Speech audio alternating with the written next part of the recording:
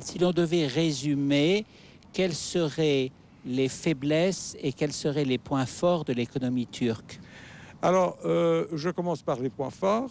Le point fort, c'est d'abord son marché. C'est le contraire de moi. Moi, quand j'avais des mauvaises notes, je préférais qu'on me dise d'abord les mauvaises notes et après les bonnes. Eh bon, je vais vous suivre. Alors, d'accord, je commence par les faiblesses. D'abord, la faiblesse historique de l'économie turque était son manque de stabilité. On a eu des croissances remarquables, mais on est tombé très bas en même temps. Donc, il n'y avait pas cette stabilité politique et économique qui est absolument nécessaire pour une croissance continuelle. Tandis que depuis finalement 2002, depuis les 3 dernières années, nous avons eu les autres, tous les deux. Et ceci aussi était dû à l'application des réformes qui sont soutenues par le FMI aussi bien que par les critères de Copenhague sur le plan politique. Alors, les autres faiblesses sont plutôt structurelles, une bureaucratie très lourde, un régime fiscal qui a certainement besoin de beaucoup de réformes, pas tellement prévisible comme régime, et finalement un système judiciaire qui fait un peu défaut et qu'il faudrait réformer aussi. Donc je voudrais grouper, si vous voulez, les désavantages sous ces 3 chapitres. Les forces? Les forces. D'abord un marché qui est vraiment très important. Ce marché turc a été de façon continuelle le 6e ou le 7e marché à l'exportation de l'Union européenne pendant la décennie, plus qu'une décennie passée, de 1996 jusqu'à l'an 2000, l'Europe a exporté beaucoup plus en Turquie qu'en Chine, par exemple. Cela va de même pour les exportations françaises, les échanges commerciaux avec la France. La Turquie s'équipe, en fait. Voilà, elle s'équipe d'une manière très importante. On vient de passer sous un pont qui traverse le Bosphore. Oui. On voit bien toutes ces constructions autour de nous. C'est un cadre absolument enchanteur, mais on voit bien aussi qu'il y a beaucoup de constructions modernes qui se font, qui ont d'ailleurs très bien faites. Le pays se construit.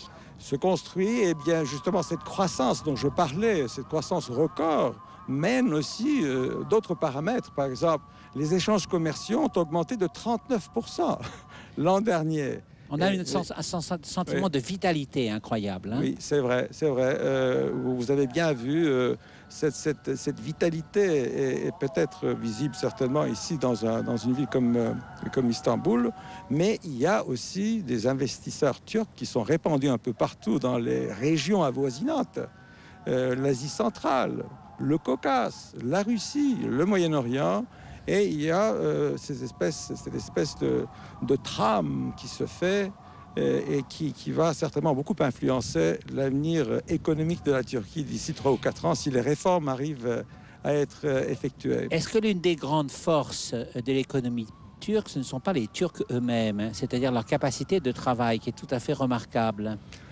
Ce n'est pas à moi de nous vanter, mais en tout cas, il y a certainement une capacité de travail qui est très appréciée en ce qui concerne la production, par exemple. L'ouvrier turc ainsi que les cadres sont très bien formés, qualifiés, et ils sont des travailleurs durs, comme vous le dites. Enfin, c'est pas seulement moi qui le dis, c'est par exemple une entreprise comme Renault, non seulement le dit, mais en a donné déjà la preuve. Il y a plusieurs modèles qui maintenant commencent à être fabriqués uniquement en Turquie. Alors depuis je vous interromps parce que je voudrais qu'on se dise beaucoup de choses pendant ces 13 minutes que nous passons ensemble. Il y a eu un énorme travail de rattrapage politique qui a été effectué. Le mot rattrapage est peut-être un peu choquant, mais c'est quand même un peu la réalité. Qu'est-ce qui reste à faire? Alors ce qui reste à faire, c'est l'implémentation de ce qui a été fait déjà sur papier. Il faut pouvoir exécuter, asseoir, donner une consistance à ces réformes-là. Il faut voir comment ça développe dans la pratique des choses. Légalement, beaucoup de réformes ont été effectuées. La peine de mort, par exemple, a été abolie. Les droits de minorité, bien qu'il y ait encore pas mal de choses à faire, mais les droits de minorité ont été certainement augmentés. Les libertés individuelles, liberté de la presse ont été aussi réformées. Donc, si vous voulez, en ce qui concerne le cadre juridique, il y a eu quand même pas mal d'avancements. Et toutes les habitudes ne sont pas encore acquises. Tout à fait. Oui. Alors, c'est là où on retrouve aussi un des problèmes dans la méconnaissance européenne de la réalité turque, c'est qu'il y a une sorte de hiatus culturel encore, alors qui s'enracine sans doute sur de vieilles inquiétudes et qui s'envenime avec l'inquiétude que l'on ressent devant la montée d'un islam radical. Alors, est-ce qu'il y a islam radical? Est-ce que quand on parle du gouvernement actuel et qu'on dit musulman modéré, est-ce que c'est vrai? Comment on peut se débrouiller avec toutes ces notions? Oui. Alors, pour commencer par le dernier volet de votre remarque, un gouvernant qui est plutôt sympathisant d'un islam conservateur, disons, est-ce que ceci peut être une sorte d'inquiétude?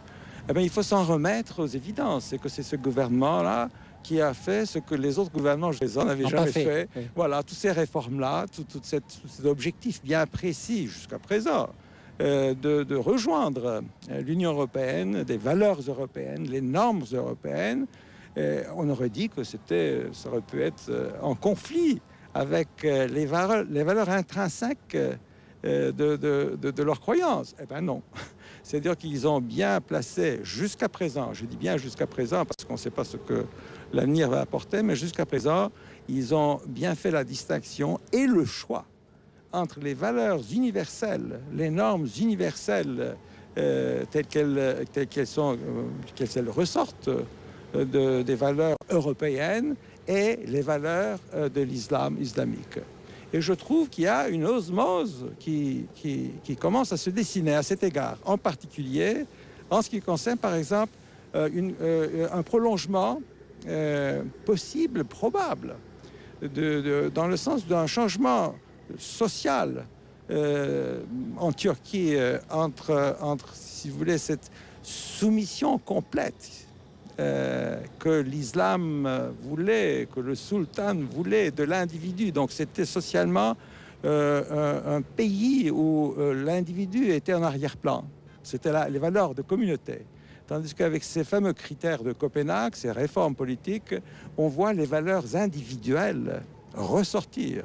Et ce changement entre les valeurs communautaires où l'individu est plutôt esclave de ces valeurs et ces valeurs individuelles, je trouve qu'ils peuvent arriver à quelque chose de très intéressant pour étaler une nouvelle plateforme, une nouvelle conception de l'islam, en particulier en Europe, puisqu'il y a quand même pas mal de musulmans en Europe aussi. Donc la Turquie, pays démocratique, où les libertés individuelles commencent à être mises en valeur, où les droits de l'homme commencent à avoir une autre formulation dans la trame sociale du pays, peut quand même avoir un rôle très important pour ce grand problème stratégique du XXIe siècle, c'est-à-dire la cohabitation entre l'islam et l'Occident. Nous arrivons malheureusement quasiment à la fin de notre entretien, oui. et je voudrais peut-être achever cet entretien sur une note personnelle. Oui. On a le sentiment que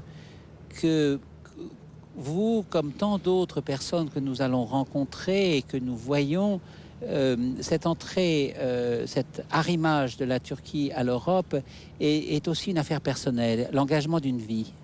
Voilà, c'est vrai. Peut-être que c'est en raison de cette dualité que nous gardons du fait de notre éducation, pour certains, je parle de certains, comme moi-même par exemple, cette dualité entre cette éducation et, si vous voulez, la réalité historique auquel nous appartenons. Pour moi, et pour la Turquie aussi, déjà depuis un siècle et demi, la direction a été toujours vers l'Occident. J'étais formé dans une école où l'enseignement était en français, ici en Turquie. J'ai fait mon lycée et puis après j'ai préparé une licence en droit à Paris. Donc j'ai été formé par, si vous voulez, les valeurs que je croyais être universelles de la culture française.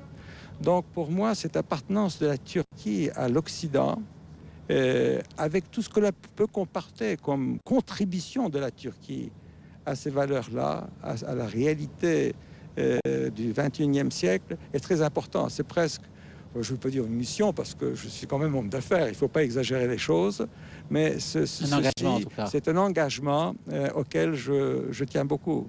Merci beaucoup, Monsieur Barran. Merci pour cet entretien.